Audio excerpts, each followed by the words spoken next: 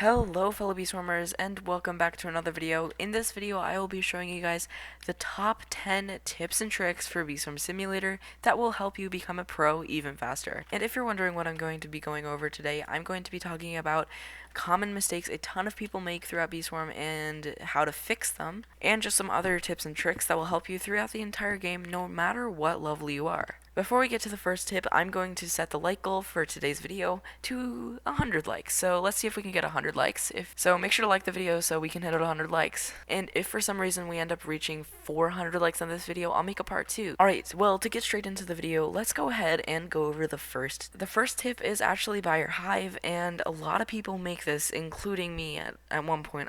I actually made this mistake too, during early/mid game, and that mistake is to bleach your hive. If you don't know what a bleached hive is, it's pretty much when almost all of your bees are like legendary bees, because legendary bees are kind of cool, right? This is an example of a bleached hive. So like if your hive looks like this, try and get some variety. There are a ton of tips and tricks to improve your hive no matter what level you are in the game, so go check one of those out if you have a hive looking like this. I am your hive dentist. So since we're already at the hive, let's go over to tip number 2, which is also at the hive, of course. But this tip is very straightforward, and you probably know this, but you probably don't take action to it. So pretty much this tip is to just level up your bees. I know it sounds weird, but like everyone should know that, right? But like no, like people know that, but they don't do it, okay? So how to check if your hive is under-leveled is actually really simple. So go to one of your lowest level bees, which is level 12 for me. This level 12 music bee is a good example. So it costs 4 million bond to level it up. Multiply that number by 1,000, and that'd be 4 billion. That's how much honey it takes to level up that bee. So it cost me 4 billion honey to level up that bee. If that amount relative to how much you get per boosting or how much you have on you right now is small, then your hive is probably under-leveled, and it's really helpful to get your bees higher level, because if I were to level up my bees, it just, here, let me see if I can level up any bee right here. Let's see what it gives me. So obviously it increased the pollen, the convert rate, and move speed of the bee. It is just overall really helpful just to level up your bees. And if it's cheap for you, depending on what level you are, it's always worth it. Moving on to tip number 3, this tip is in Mountaintop. So if you don't have 25 bees yet, it still might be worth watching, because when you get to 25 bees, this will be helpful for you. But I'm assuming most of you guys have 25 or more bees, so let's go. So this one's with Mundo check. So clearly I joined the game a little bit late, but really what the tip is to just do Mundo check whenever he spawns if you're not AFK. If you're actively playing the game and Mundo check spawns, go ahead and do it, because when I defeat him, I will show you the boosts in just a second, but they are really, really helpful and is just a nice boost to have when you're playing Beeswarm. So while we're defeating Mundo Chick, I'll go ahead and point out tip number 4, since we're already here and Mundo Chick is here. So tip number 4 is that Mundo Chick health automatically decreases by about 300 per second. Even if you can't defeat him by yourself, just wait until the end of his cycle, which should be about 14 minutes, and then he should be at about 15,000 HP, even if no one even tried to defeat him, even if no one did any damage to him at all. Anyways, back to tip number 3. So the Mundo Chick blessing, depending on how fast you killed him, gives you capacity. So for the next 45 minutes I have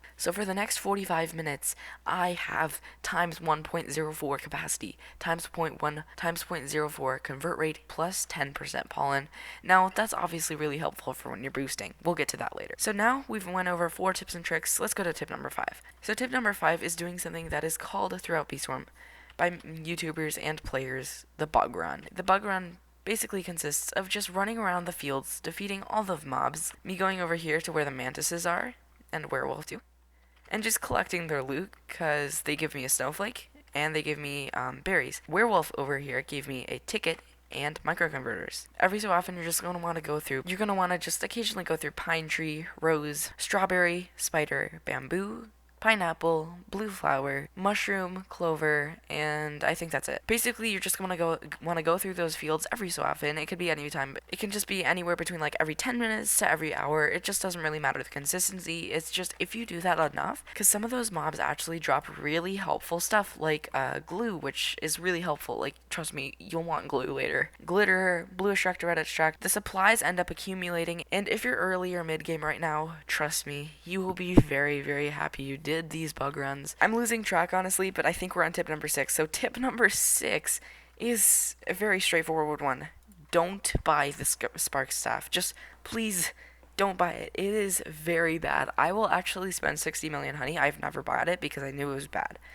The 60 million honey is not worth it when you're at this level. I just bought it really quickly. Oh my gosh. This is pathetic. First of all, it is tiny and ugly. But that's not why. So pretty much it is just a horrible harvesting tool.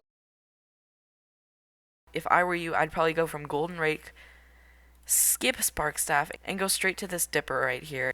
Tip number 7. So king beetle. It's this obviously rainbow glowing thingy in blue flower field. If you walk into it, there is a beetle. It is a suspicious beetle. Your bees will attack it. But this is helpful for early game. If your bees are not high enough level or strong enough to attack king beetle, there is a way to AFK king beetle actually.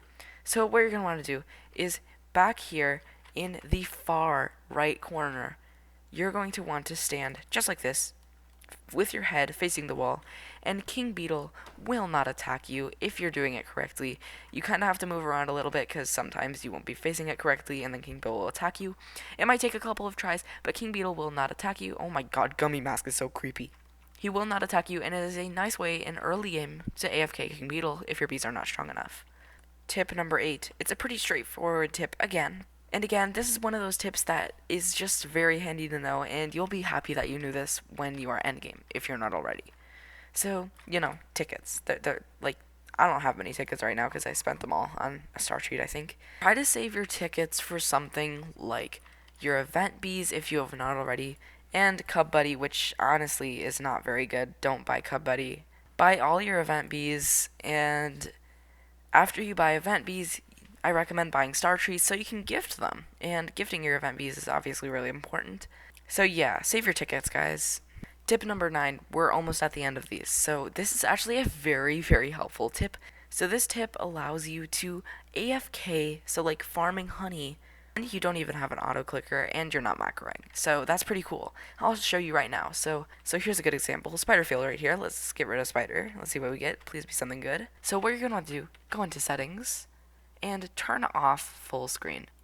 So then what you're going to want to do is drag your mouse to the top of the screen where there is a bar. Yes, this bar right here.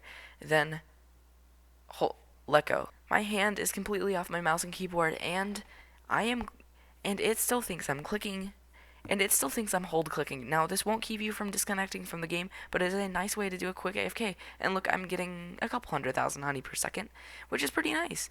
It is a nice way to get a little bit of honey. Now, this is the 10th tip. I think I honestly lost count a while ago. Apologies if this is the 9th tip, because this is the last tip I'm recording, because it is currently past midnight and I am tired. How to summon Windy Bee. This is one of the best and cheap ways to summon Windy Bee. So you're going to want to go up to the Wind Shrine, obviously, and make your donation. And the second option to the left, so if you click once to the left, it'll bring you to Star Jelly. Star Jelly, Star Jelly, Star Jelly.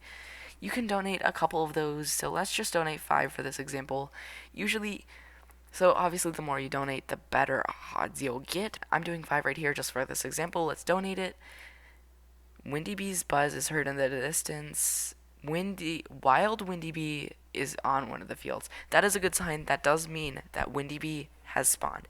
So obviously if you do only a couple of them, and they'll just give you honey, so it's pretty much useless for actually boosting. But if you need Windy Bee, that is how you do it. Alright, well, I think that is the final tip for this video. I hope you all found this video helpful, or if you enjoyed it, please make sure to like and subscribe. It helps me out a ton, and I will see you again with another beeswarm live stream or upload very, very soon. Thanks for watching.